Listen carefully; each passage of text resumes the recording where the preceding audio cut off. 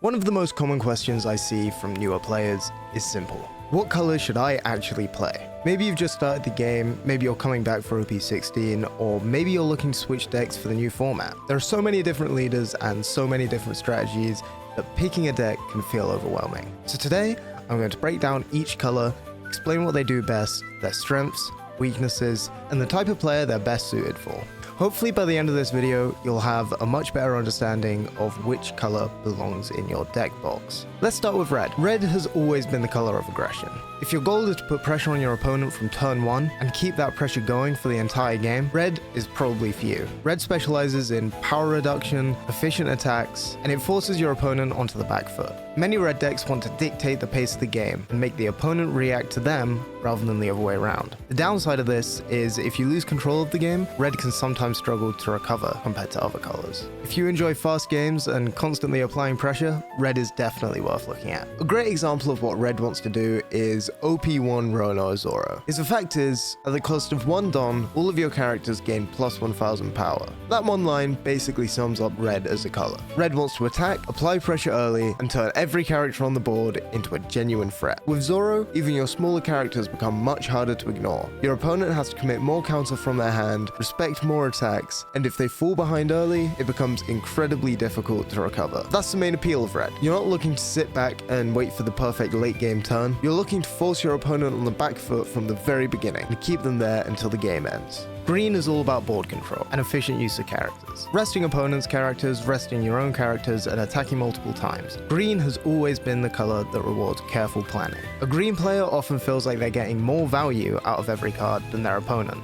Green can be incredibly powerful, but it often requires a bit more thought and sequencing than some other more straightforward colors. So if that's the sort of thing you enjoy, green is definitely the deck for you. A card I'd recommend from green is OP7 Jewelry Bonnie. Her effect is, on your opponent's attack once per turn, rest 1 Don to rest up to one of your opponent's leaders or character cards. Unlike red or black, green usually isn't trying to remove cards from the board. Instead, it specializes on controlling the board and limiting what your opponent can do. With Bonnie, every attack your opponent makes gives you the opportunity to disrupt their plans. You might rest a key blocker, stop an important attacker from being used next turn, or simply throw off the sequence they were planning to follow. This ability highlights one of Green's biggest strengths: board control. Green decks are constantly manipulating the battlefield, creating favorable trades and finding ways to gain an edge through positioning rather than brute force. Where red wants to overwhelm the opponent, green wants to outmaneuver them. Blue is for the player who likes options. Drawing cards, bouncing characters back to hand, manipulating costs and resources, blue often feels like the most flexible color in the game.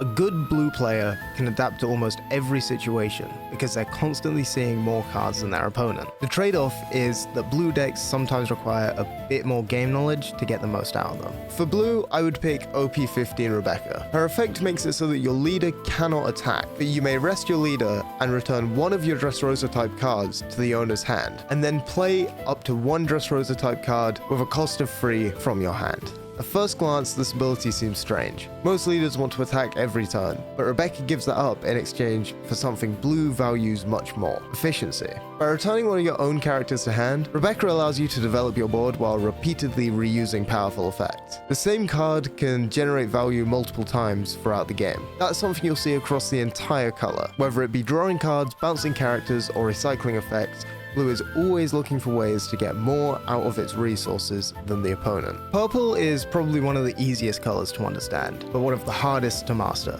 The entire identity of purple revolves around Don management. Gaining Don, spending Don, removing Don, everything comes back to resource management. Purple decks often sacrifice tempo early in exchange for absolutely explosive turns later on in the game. If you enjoy building towards huge turns and massive threats ahead of the curve, purple is definitely worth considering. One of, if not the best purple card is OP15 NL. He is incredibly meta at the point of recording this video, purely because his ability is so strong. It reads, under the rules of the game, your Don deck consists of 6 cards. Once per turn, if it's your second turn or later, add up to 1 Don card from your Don deck and set it to active.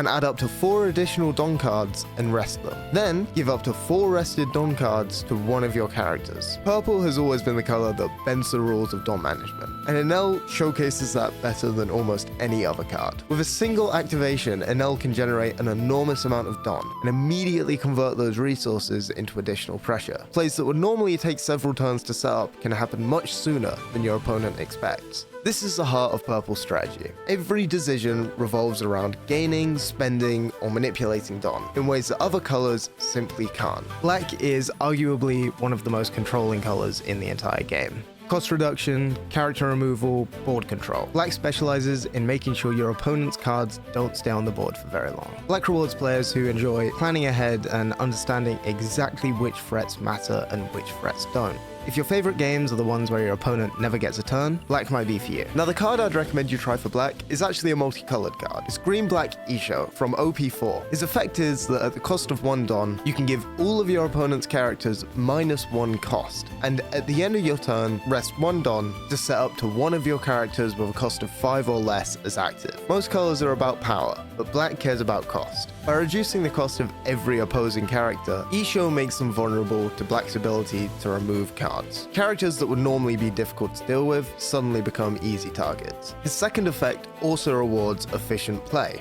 by allowing one of your characters to become active again at the end of your turn, helping you squeeze in even more value out of your board. This approach defines the entire color. Black weakens opposing characters and slowly takes control of the game through efficient removal and careful planning. Yellow is probably the color that feels the most unique to One Piece. Life manipulation has always been Yellow's defining mechanic. Adding life, taking life, triggering effects from life, Yellow often plays by completely different rules compared to every other color. The color can create some incredibly explosive moments and some absolutely ridiculous comebacks. If you enjoy high-risk, high-reward gameplay, Yellow is a fantastic choice. OP5NL is a great showcase of what Yellow leaders are supposed to be. His effect is, on your opponent's turn, once per turn, when your number of life cards becomes 0, add 1 card from the top of your deck to the top of your life cards, then trash 1 card from your hand. Most colors treat life as something that slowly disappears throughout the game. Yellow treats it as another resource to manipulate. With an L, reaching 0 life doesn't necessarily mean you're about to lose. Instead, you gain another life card and force your opponent to fight through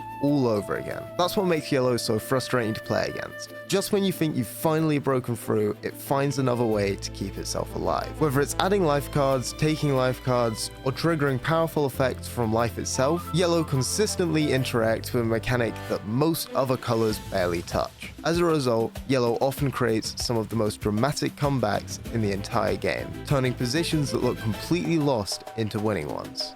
Now, of course, most decks aren't about single colors anymore. Many of the strongest leaders in the game combine multiple colors, allowing them to cover weaknesses that single color decks traditionally have. Red-Blue Ace gets aggression and card draw. Green-Yellow Yamato mixes pressure with life manipulation. Black-Yellow Teach combines removal with some of the strongest defensive tools in the game. When you're choosing a leader, it's important to remember that you're often choosing a mix of these identities rather than just one. At the end of the day, there's no such thing as the perfect color. Every color has strengths and weaknesses, but they're all capable of winning games. The best advice I can give is simple. Pick the color that sounds the most fun to you. You're going to enjoy the game a lot more playing a strategy that you love, rather than forcing yourself into whatever deck happens to be meta this week. But now I want to hear from you. What color do you play? Let me know down in the comments.